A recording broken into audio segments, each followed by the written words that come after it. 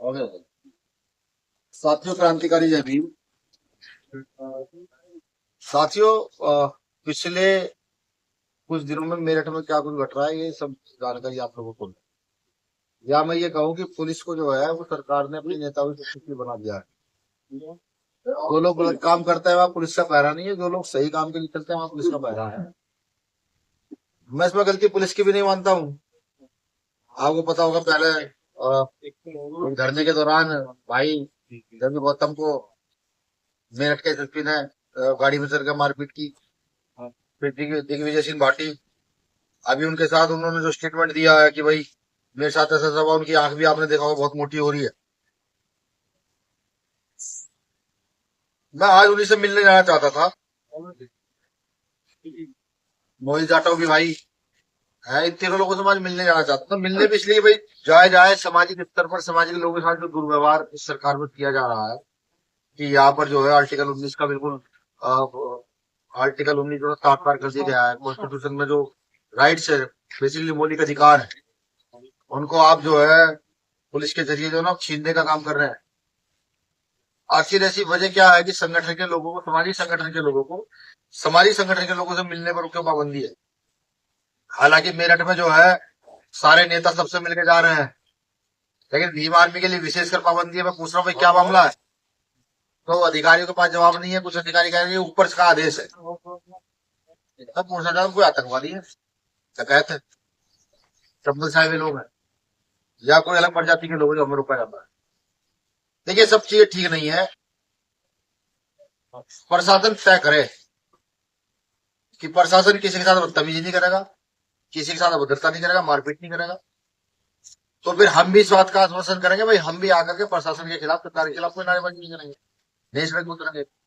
लेकिन अगर प्रशासन अपनी हदें पार करेगा तो फिर जनता उससे ज्यादा पार करती है, क्योंकि देखिए शासन जनता का होता है, प्रशासन और सरकार सब जनता के लिए है।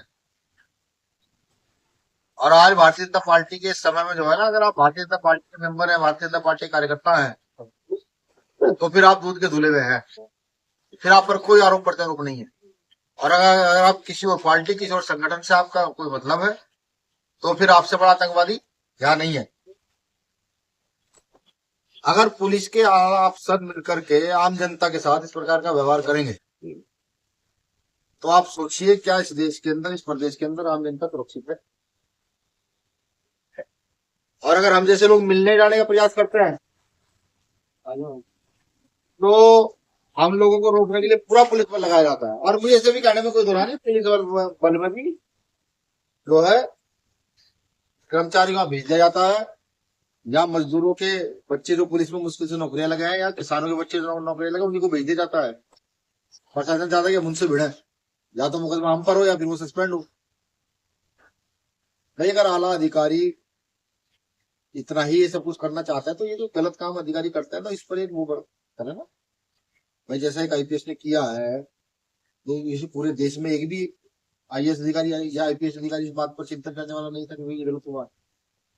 वो पूर्व वो रहे हैं हमारे प्रेम प्रकाश ने दिया था शायद स्टेटमेंट, डीजीपी उन्होंने स्टेटमेंट दिया है। अब आप समझिए ना भारत की व्यवस्था किस स्तर तक कहाँ तक जा रही है। तो भारत का नाम इसलिए लेता हूँ कि चारों दिशाओं में ये हाल है, प्रत्येक जगह ये हाल है कि आप किसी मिलने जाने की घोषणा करो तो आपको फौरन जो है डिटेन कर दिया जाएगा, गिरफ्तार कर लिया जाएगा।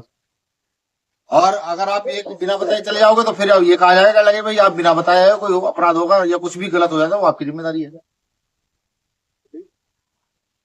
तो मैं प्रशासन को चेताता हूँ, ठीक है आप ये बार बार कर रहे हैं भाई, ऐसा ना हो कल हम अपनी शक्ति दिखानी पड़े। भाई हमारा एक एमपी बन गए हैं, हम चाहते हैं वही लोकसभा में अपनी बात रखते रहे, ठीक है। लेकिन ये जो संवैधानिक अधिकारों को बार बार कुचला जाता है, भाई आप आके बैठ जाते हो और डिटेन कर लेते हो, ठीक, ये अनुचित है, संवैधानिक मूल्यों के खिलाफ है। तो मैं सरकार से भी ये कहता हूँ कि पहली बात तो अगर उन अधिकारी पर पहली कार्रवाई हो जाती तो ये इतना लंबा बवाल किस लिए का होता? भाई ये तो सारे लोग यहाँ आए हुए हैं, मैं यहाँ खुद हूँ, मैं अपना काम छोड़ रहा हूँ, फिर पुलिस जो है इसको फील्ड में रहना चाहिए, वो यहाँ बैठी हुई भी ना कर अपना काम छोड़ रही है। अब अगर एक व्यक्ति के लिए 100 पुलिसकर्मी लगाए जाएंगे, 50 पुलिसकर्मी लगाए जाएंगे, तो भाई आम जनता का जो एक एक थाने में 20 30 सिपाही होते हैं, और तुम 2 3 थानों की पुलिस एक जगह लगा देते हो, तो यानी कि पूरा क्षेत्र बाधित होता है ना। ये इतनी सारी व्यवस्था खराब होने से अच्छा ये है कि जब कुछ गलत हो तो फौरन कार्रवाई हो तुरंत। ठीक। और देखो हम जैसे लोग भाई आज मिलने से रोको लोगे, कल कैसे रोकोगे?